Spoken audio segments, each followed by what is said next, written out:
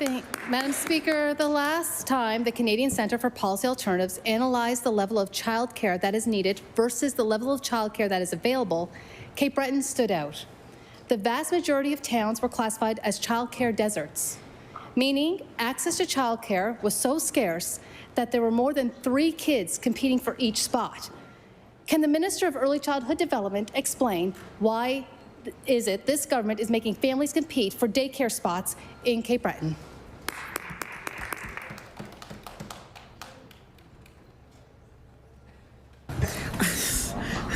I recognize the Honourable Minister of Education and Early Childhood Development.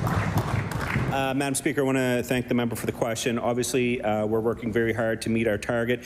Right now, we have 50% of parents whose, we have on average, most parents' childcare has been reduced by 50%. Madam Speaker, we're opening up thousands and thousands of spaces. We're going to continue to work with our nonprofit providers. And matter of fact, Madam Speaker, we're just in discussion on a new childcare agreement. So, Madam Speaker, we understand the pressures that are on parents. We want to make sure that every family has a childcare for their children, and we're going to continue to work toward that goal.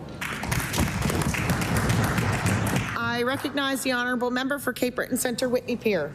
Speaker, in 2023, this government promised 2 daycares with more than 300 spaces in Cape Breton. Slow progress has been made since they were announced. The cost of delivering these spaces has increased 7 times over, and I will table that. Neither families nor the province can afford to wait any longer. How much longer will the families in Cape Breton have to wait for the daycare spaces that they needed yesterday? I recognize the Honourable Minister for Education and Early Childhood Development.